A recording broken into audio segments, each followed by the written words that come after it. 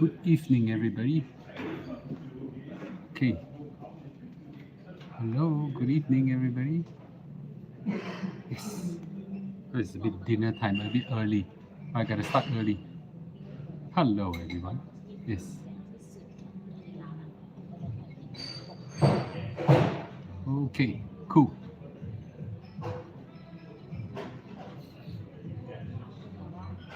Hello, everybody. If there's anybody, let me know. Am I a bit too early? Good, good. Okay, the people are streaming in. All right, cool. The slides under slides plus one. If you guys are live, can you at least give me some signal? Yes, Ayumi, thank you. Hi, QI, good to see you. Okay, good. Okay. Light liao. Okay, light. Everybody, 自动. Yes. Slides plus one. Yeah, today I'm Henry. Why is it a surprise? They're too early, is it? I think I'm interfering all your dinner time. Okay. Yes. Yeah, I got to start early today because later we got lots of other work. So I don't have a choice actually to start early. Hello everyone on YouTube as well. Okay. Yes, I think I started too early, so I'm sorry I started early. Okay. Dinner can skip. No. I shouldn't. Yeah. Like first, then come enjoy, eat dinner first. Okay, I'm sorry. Okay. Yeah, I interrupted your dinner time, which you can always watch it later. Yep. Okay, cool. So I had to start early today because later there's a long day ahead, which I thought, yeah. Okay, but if you want me to go late, I can do it also. Okay. Yes, it's just that I'll be starting around 10 plus, no, probably around 11 or so. So that's a little bit late, which I thought it's better to start early and late. Anyway, you guys can always watch it later, right? Okay. Cool. Eating dinner while watching. Oh wow, I'm sorry. Okay, really interfering everybody's dinner time. But this is the wrong time to start early. Okay, alright, cool. No need to work around hours. Okay, thank you. Okay, Vivian, cool. Good to see everybody. If you are there, at least send me some signals on Facebook. I don't see anybody coming in. Okay, so today my first time watching live. Oh, hello. Good to see you, May. May Go Kun May. Yes, thank you. Yes. Okay. So download the slides first. The slides are all in slides plus one, or the slides are in the description on YouTube. Okay. All right. Good. Okay. Yes. Okay. Oh shucks, I forgot to tell Jermaine. Can you please tell Jermaine that slides plus one, make sure you activate it. Okay. Have you all gotten the slides? If you've gotten the slides, let me know and then I will start. Okay. Today's topic is quite an interesting topic. I give yes. Thank you. Thanks for the likes. Okay. Vincentia. Yes. Xiu Qingya called Vincentia, is it? Okay. Very interesting name. Yes. Yes. All right. Cool. Have you all gotten the slides? Slides plus one. You told Jermaine already? Okay. Alright, if you have gotten the slides, let me know. At least I know. Yes. If you've gotten the slides, let me know so that I can start. Okay? Yes. SPY fell below 385. Okay. Yep. Then we buy more. I'll buy more. Yep. Alright, cool. Okay. So I just saw Channel News Asia about Temasek was wondering if Mr. Lu will do a video on this, and here it is. FB is not working. It is working right now. Okay, Facebook both are working now. Hi Angela, Josephine, everybody. What am I eating? I just finished my breakfast or brunch or lunch. It's kind of those intermittent fasting thing. Okay. Yes. Hi Peggy. Oh yes, Mr. Lu. My name is Unique. Okay. How do you pronounce your name? Vincenzia. Okay, yes. All right, great. So, okay, right, let's go. So today my lesson, however, um, I I think if I call Temasek the best investor in Singapore, I don't think anybody will. It's controversial, but I don't think anybody will have doubt that it's the biggest investor in Singapore. Okay, so Temasek just released the annual report. Now Temasek usually makes money for us, and we are happy assume that they'll make money for Singapore, and we don't really care about it, right? But I found that from the annual report that they release, apart from the headlines that they make 400, their asset has accumulated to $400 billion. There's a lot of lesson that we can learn, which I think is very important for everybody. Okay, for normal, ordinary investor like all of us. Okay, small investor like all of us. Okay, so today I want to extract out, okay, some key lessons. I think there are 6 or 7 of them for you to learn. Okay, so that you understand what is a good investment strategy is. So, if you are good to start, I'm going to start. Okay. Someone said that just started to add my endorsed portfolio today for first time. Has been following you and see you at MRT station everywhere. Keep inspiring us, Mr. Wu. Oh, wow. Okay. I'm touched. I don't even know the MRT stickers are still there. Okay, I haven't been to Singapore for quite some time. Yes. All right, cool. Okay, let's go. This is my 186 talk, and these are my usual disclaimers. This is not an advice for you to buy or sell. This is a general financial education to help you to improve your financial literacy and hope that you will make money over time. Okay, you ready? All right. Angela said no slides. Okay, I'm not sure why. Let me, B, can you just make sure? Okay. Slides. Okay. Live reading. Yep. Okay. Make sure you get Jimmy up. Okay. If you can't get the slides, just go to YouTube and get the slides. In fact, I encourage everybody of you go to YouTube if you can. Okay. At least click a like there so that more people share, and then click the. Oh, the slides works. Okay. Sorry. Su Xing said slides works. That's fine. So Temasek, for the first time, our national sovereign fund, okay, has broke the $400 billion barrier in the net worth. Okay, $400 billion, and that's a huge amount for a very small country. And they have not only broke the $400 million barrier, they also review what are the composition of it, how they did it, how's their track record, and so on and so on. So most of us say, oh, okay, $400 billion doesn't matter to us. It matters. It matters because a lot of the dividends from Temasek comes to our national budget so that you pay less taxes. You may not know, but half of our national reserve dividends are credited into our national budget so that we don't need to pay so much taxes. In fact, if I'm not wrong, it is the biggest contributor. It's the biggest contributor of our national budget. Okay, and that's why our tax rates are low. So there is much that we can learn from their financial report, and I'm trying to pull out essence of it to tell you how they did it so that you can learn something from them. So I hope you understand my motivation of it. Okay. The first thing is that when you look at a graph like this, since 2020,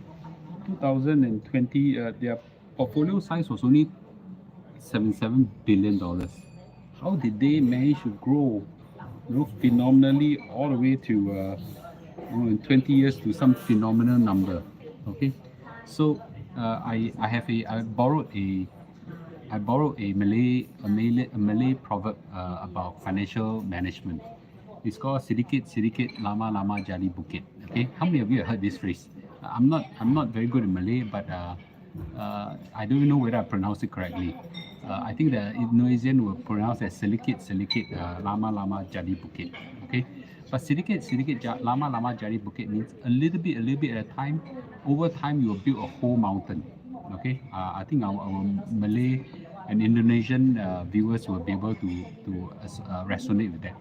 So what we're saying is that their their annual compound growth rate, okay, is roughly about 8%. Some of us say, yeah, 8% so little, 8%, some of my other investment can yield better. I'm always looking at 10, 20% and things like that. Looking at 40, 50% fun pen, fun pen, 100%. My pronunciation is perfect. Thank you. Okay. Assuming you're Malaysian, is it? No, my bahasa is terrible. Okay. So as you can see, an 8% growth rate goes up phenomenally. In 20 years, it grew from $77 billion to become $400 billion.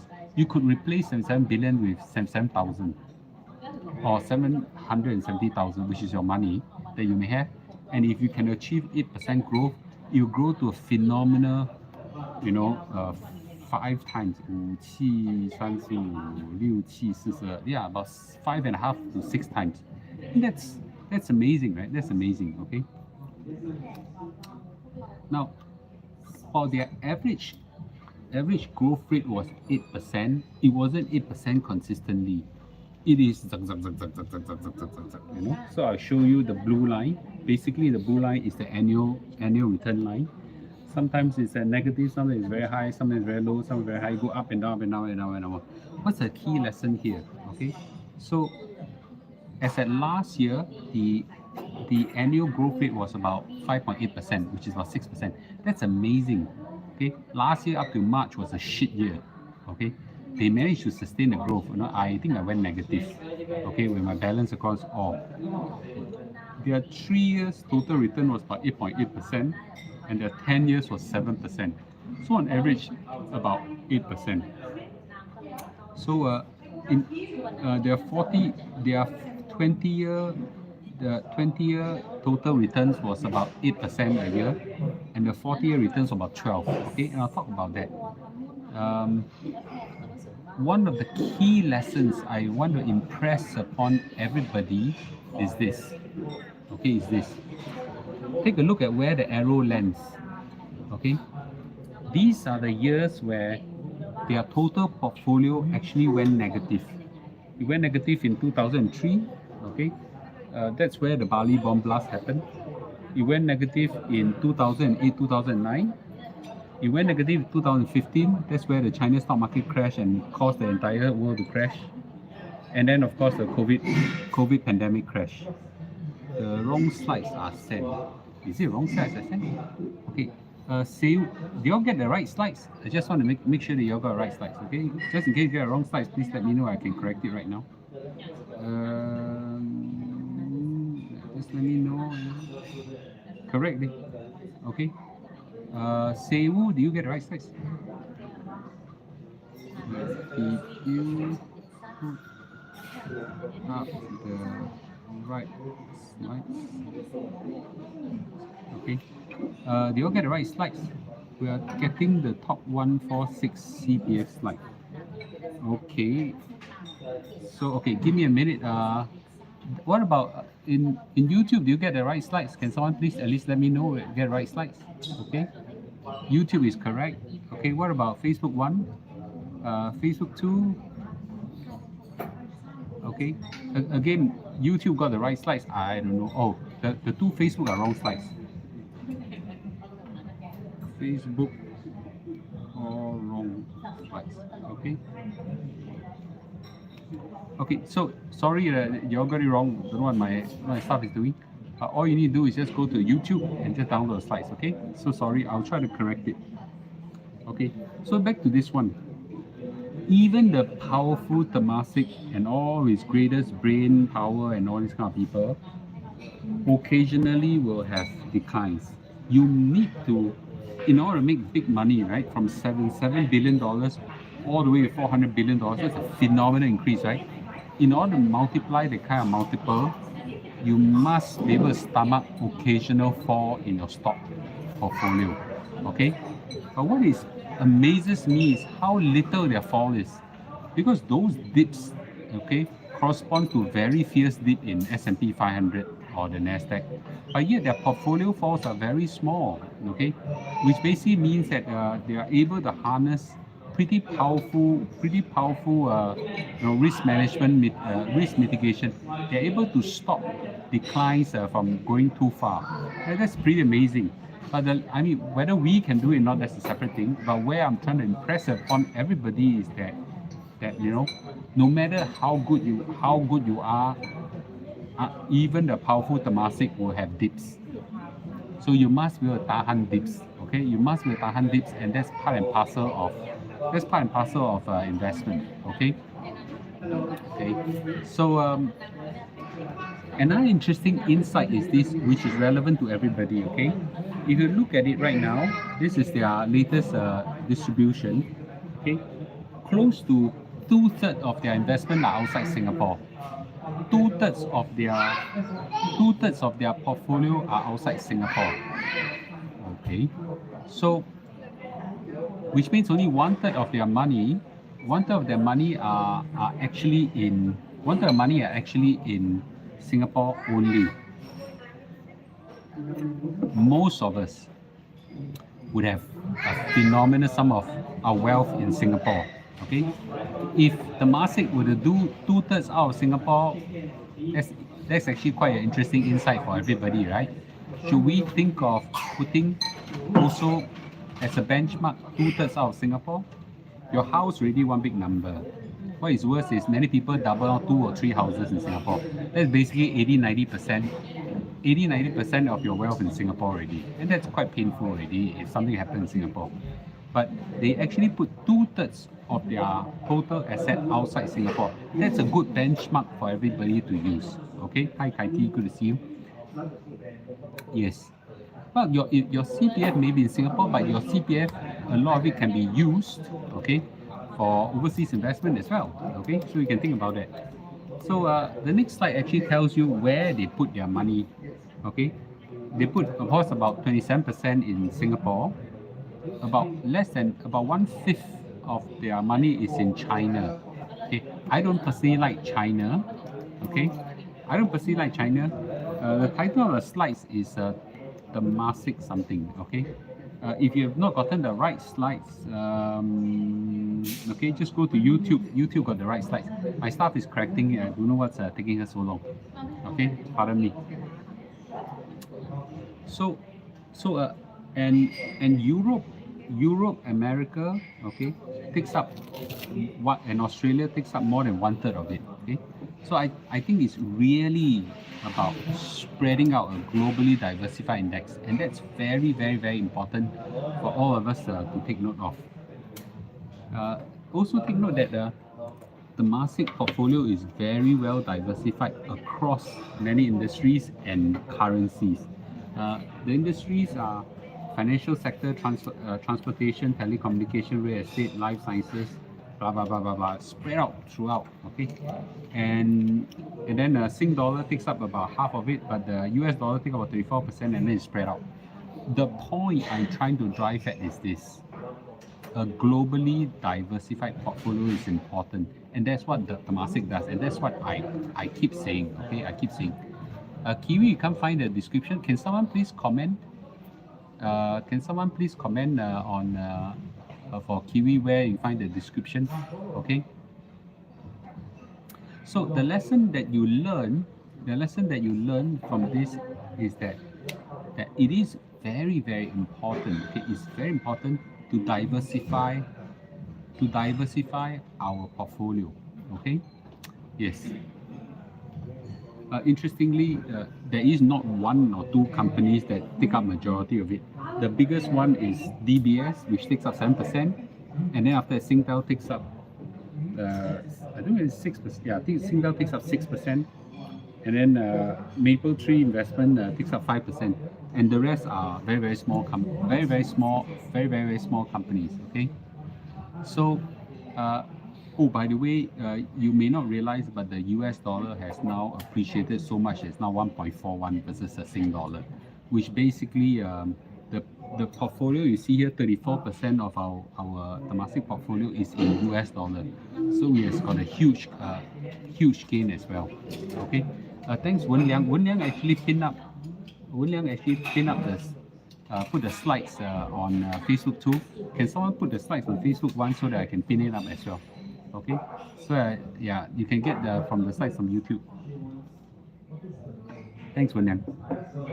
So back to the portfolio that I just said.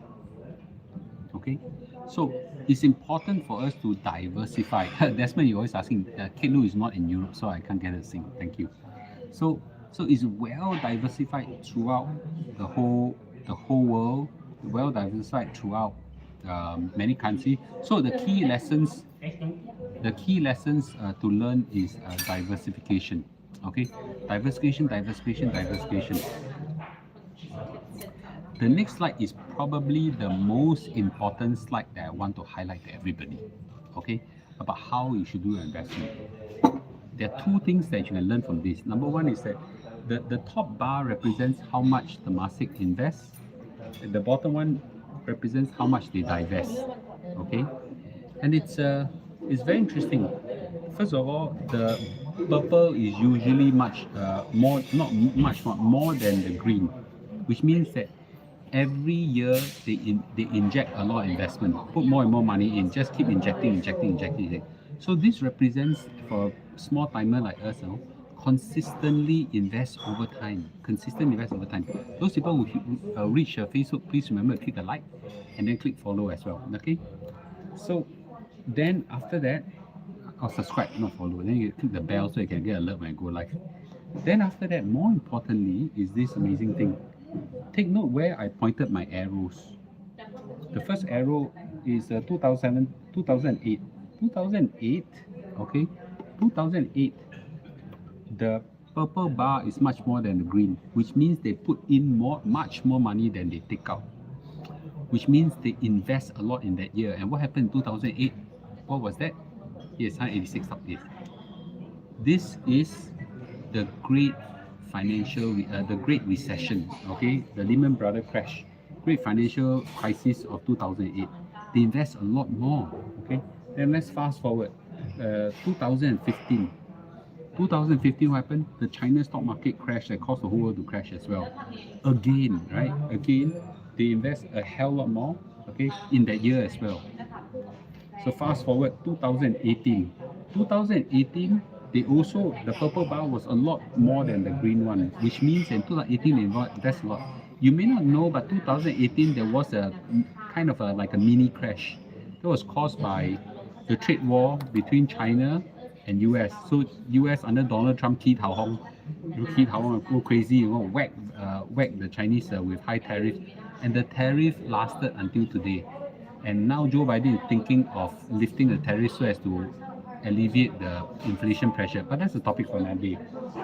And the last one is this $61 million, the highest ever they invested. Okay, $61 billion, not million, $billion. And this is in COVID. What does it say? What does it tell you in this? What's the insight from this? That you should invest, no, not you, okay, I'm going to say me, okay? Right? Temasek invest a hell lot more during crisis years. So, yeah, buy during crash. Yeah. They buy during a crash. They buy during crashes. They buy a hell lot more during crashes. And some people are criticizing me that, wow, Mr. Lu, you're catching a falling knife, you're an idiot, you're misleading people, whatsoever. I'm not the only one that does that, Temasek, you dare to criticize Temasek. Who the hell do you think you are? Okay? Yes. Temasek does that in a magnitude that is a few million times more than I do. Right?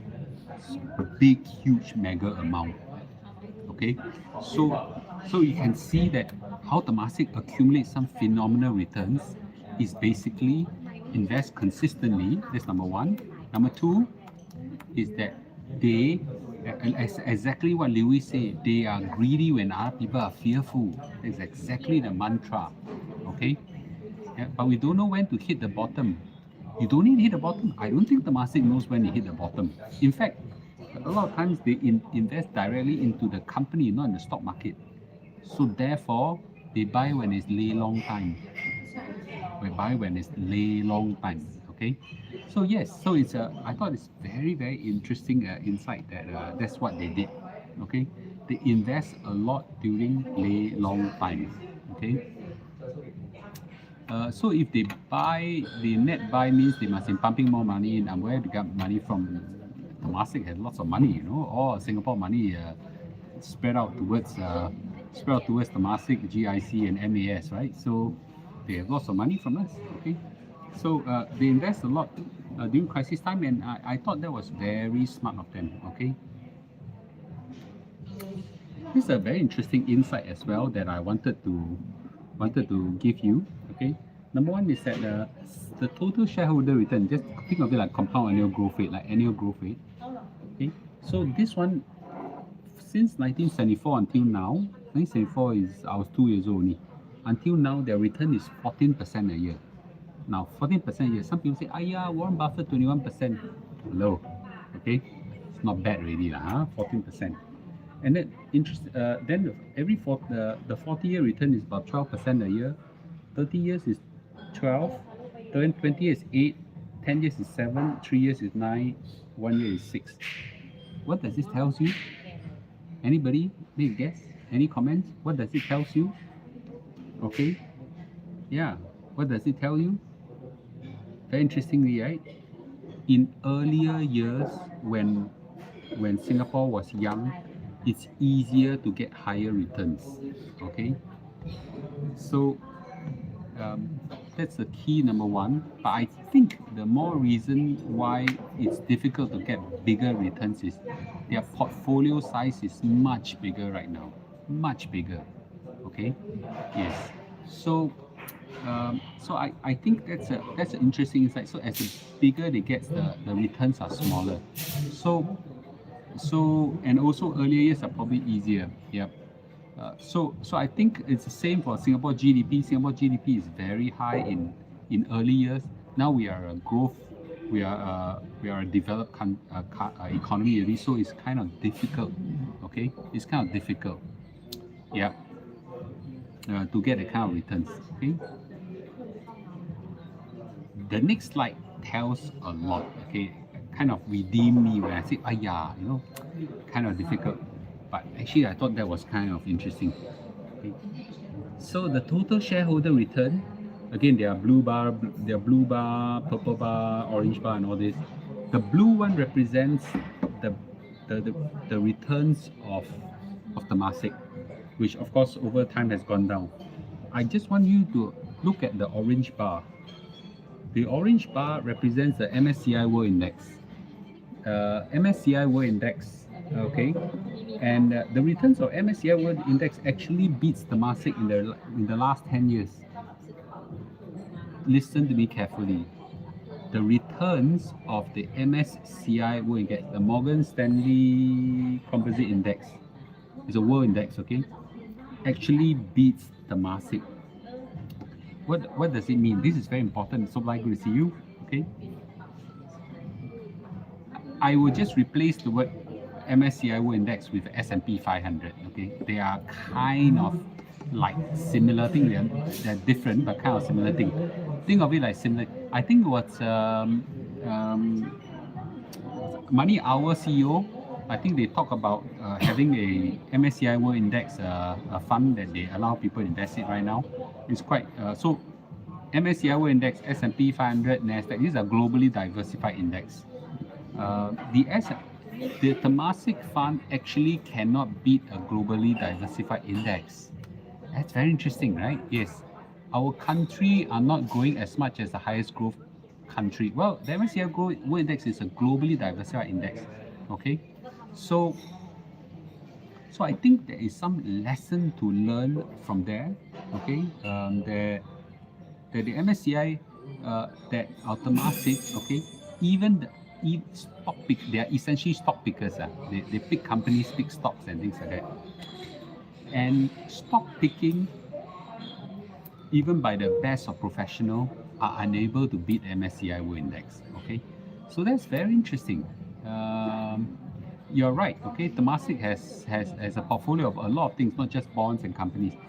The problem with Temasek, and I'll talk about it later, is they have a lot of objectives to follow. When MSCI World Index have just one stock, just not one stock, just a portfolio of stocks, okay? So the objectives are quite different. A lot of people might say, you know, Mr. Lu, Temasek also do so well, you know, then they are picking stocks, maybe you should pick stocks. Look at the difference when they pick stocks and they don't pick stocks. Temasek cannot afford, I think, to my opinion, I could be wrong, okay? I don't think they can actually just dump everything into an ETF, into ETF, because there's some other objective which I'll talk about it later, okay? This is where my next slide is. The annual dividends of Temasek, okay, is $9 billion last year. 9 billion. 9 billion is a hell lot. I think half of it goes to the national budget, okay? Then after GIC, MAS also put half of their dividends to the government as well. So Temasek and rest of the government sovereign wealth fund contribute half of the dividends, and the government takes the dividends, half of the dividends, to fund their national budget. So basically, they cannot go all out into growth. They also need some dividends as well. This is where I'm trying to tell you all the time. You cannot, I say again, you cannot coexist high dividends and high growth objective together. No such thing. I think Temasek is doing fantastically already. They could actually balance it.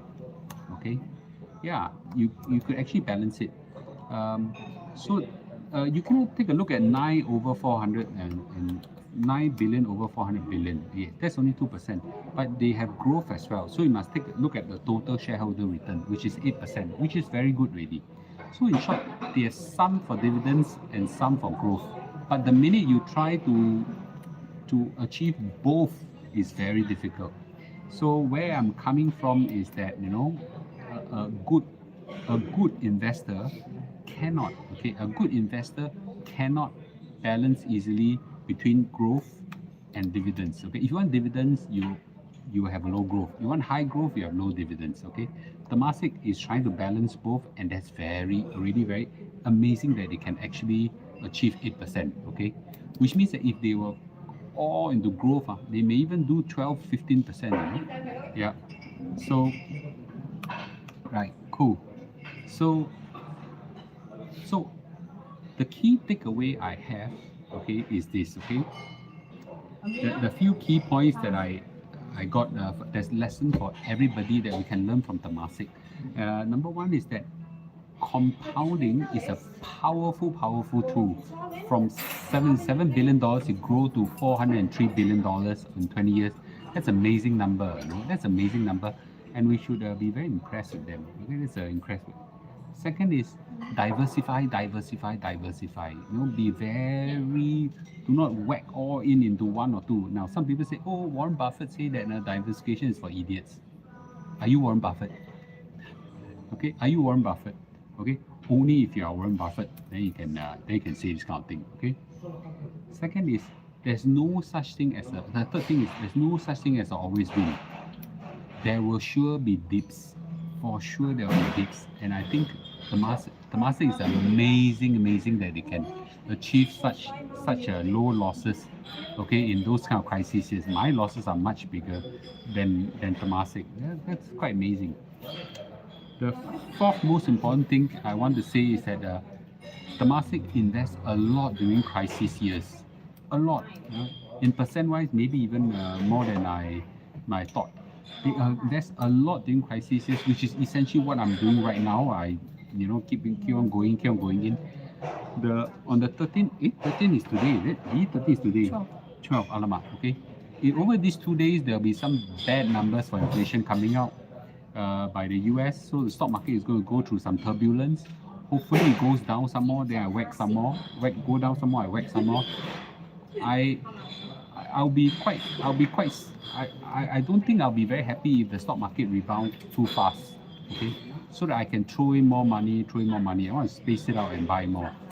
So this is like crisis time investment, you know, and that's something that if Temasek does that, maybe we should all take a chapter from that. Okay. The last point I want to say is that even a super fund manager like Temasek, super fund manager, they got the best of brains, far smarter than Mr. Lewis. Even Temasek, okay, might not able to beat a globally diversified world index, okay, like an MSCI world index, okay. So I think I'm quite comfortable investing in the S&P 500 or equivalent, okay. I'm not telling you what you should do. I'm saying that I'm very comfortable doing what I'm doing because I think it represents a lot of no-brainer work. In order to achieve what Temasek is doing, you got to be very, very good. You got to have their best brains. You got to do a lot of work. You got to do a lot of research. To me, don't have the kind of time, to have energy. Just whack into a globally diversified world index, and then I have my enjoyable time. I can live my life. Okay. So these are the key takeaways that I learned from Temasek, okay? And I thought that I want to share. I want to share with everybody. There are a lot of insights that we can learn there. I think the key takeaway is that we should feel very proud that our national sovereign fund is doing fantastically well. I think Ho Chin, who is holding the fort. Some people may have a very negative view with her, given some negative view towards our government, things like that. But I think she's doing a fantastic job, in protecting our national wealth and growing it. And I hope that everybody can take a chapter from learning from Temasek as well. Okay, cool. Okay, you find this talk useful? Please give a like. Okay. Any quick questions? Yeah. Okay. I think I can afford 10-15 minutes of question. Yep. SB. Yes, SPY cannot and do not want to absorb all of Temasek fund. Of course, yeah. And Temasek fund cannot just dump money into it. Yeah. Yes, it's too big, Temasek. Can I ask CPF 4% a year, compound interest rate in 20 years is around 6%. So I don't understand your question. CPF rate is, from the OA is 2.5%, special account is 4%. Compound interest rate in 20 years is around 6% for which fund? Okay, maybe you can ask the question a little bit better. Temasek is doing well, but why do we still increase GST? Obviously, it's not enough. Yeah, because it's not enough. Okay, yes. I'm not trying to defend the government. Please don't look at me as some government representative. But from what I understand, is not enough. Should we concern about Japanese yen? If you have exposure to Japanese stock, yes. But I don't think the Japanese market is not that big a deal. Yeah. What are the indicators that the strongest economic power changed like last time from UK to Japan then to US? I think in our lifetime, I don't think we will change much away from US, but we know that China is rising up to become the world #1 economy soon. Apart from S&P, what other stocks should we consider? Jillian, I don't like to pick stocks, so I just look at S&P 500, Nasdaq, and that's about it. Okay, the rest are too complicated to explain. Our GST already lower than many developed countries thanks to Temasek performance. Is probably one of them is probably true. And don't forget there's still GIC, and I think there's some money with MAS as well. Okay, yes. So there's some dividends in all of them. They're all performing fantastic. I think the performance is not bad. Yes, we are just fortunate that Ho Ching is no longer CEO of Temasek. Oh yeah, you're right. I've forgotten about that. What's the name of the current one? Current is the Indian gentleman, I think. Okay, is there a China equivalent ETF? Tons of it. Okay, but I don't like to touch China. Okay, Mr. Lu, USD keep appreciating against Sing dollar. Does it mean the return of S&P 500 affects a little bit as more SGD is used to exchange to USD to buy S&P 500? Well, Sika. If you already invested in S&P 500, you should be laughing to the bank like me, because the US dollar appreciated so much. Yeah, now it's 1.4 to Sing dollar. When I invest in it, on average 1.3. So it's it appreciated against so much. But if you now want to appreciate, of course, it's more expensive to buy. Yes, that is true. Do you invest S&P 500 in the US market or London Stock Exchange? I invest in the US market largely, and to Endowers, which I think is Is domicile in Ireland, I think. Any insight to oil exploratory ticker XOB? No, I have no idea what is that. Okay. Is it a concern that the yield curve is now negative 0.01? I hardly look at those things. Yes. Okay. Yes. Thank you. Thank you. Okay. Yes. Okay. I hope you've any other questions on stock investment. Okay. So again, I feel that market crashes like this comes only once in a blue moon, once every 4 to 5 years. And I don't want to lose this opportunity. That's why I'm investing in it. And so as you can see what the Temasek is doing. So I think that's one of the key things I keep reminding myself. If experts like them are doing the same thing, I shouldn't have any pressure. Okay. Temasek did mention their exposure in crypto. No, I didn't see them mentioning it about their crypto exposure. Okay. Worthwhile to invest ETF with CPF. More or less, invest in some of it through endowers on S&P 500. Yes. Okay. Yes, I'm already doing it just to be clear and simple. Okay. Cool. Okay. Good. What's your investment ratio of S&P versus Nasdaq? I mentioned before 1:3. Every $3 of S&P 500, one Nasdaq. That's me. There's no right or wrong in this. Should we be more concerned about less favorable exchange rate USD to buy ETF right now? Of course, it's more expensive right now. So it's 一分钱一分货. Yes. But the returns, exchange rate, this kind of thing is it's life. you can't beat it, right? Okay. So, but some reports say that don't invest in dips as it's turbulent times. I see a lot of people saying that. The reason why I'm showing you this slide is exactly why people said a lot of people don't buy. It's very dangerous right now. You catch a falling knife or something. I'm not gonna tell you what you should do. I'll tell you Temasek exactly does what I'm doing in a manifold way. Trillions of times more than I do. Okay. I'm just saying that yeah. You cannot invest in Nasdaq using endowers, yes. Okay, they don't allow that. Why Temasek be transparent in what they buy? Temasek is really quite transparent, but they cannot be too transparent because if they're too transparent, everybody will join in and bid up the price, and that's a bit too much. Okay, so they cannot be too transparent. When investing in CPF via endowers, the maximum investment S&P 500 is 60% or it's more. I don't understand this 60%. It's like your total CPF, you can invest more than 60%. So what's this 60%? Okay. Okay, but Temasek invests a lot in China. I didn't. Yeah, right. I didn't invest in China. Temasek does. So they are more gutsy than I do. Okay. But you see, when they invest in China, I think they invest in individual company. So they have a ton of people that do due diligence and check their books and check their company and check everything. Mr. Lu Chiko Lang, how we're going to be able to decipher all these things. So therefore, I can't be like them. So I guess I can accept what I can do, is to avoid. Okay. Cannot be financial influencer. Don't exactly know what I comment this. Sorry. Okay. All right. Any other questions? Okay. So, okay, great. So I hope you find this sharing useful. This sharing will go a long way in comforting myself that I'm directionally in the right path. It also comforts me that our country sovereign wealth fund is doing very well. Okay, and last is that just be mindful that whatever these times are is a great time for me to invest, and that's what Temasek is doing. Okay. I need to tell you what you should do.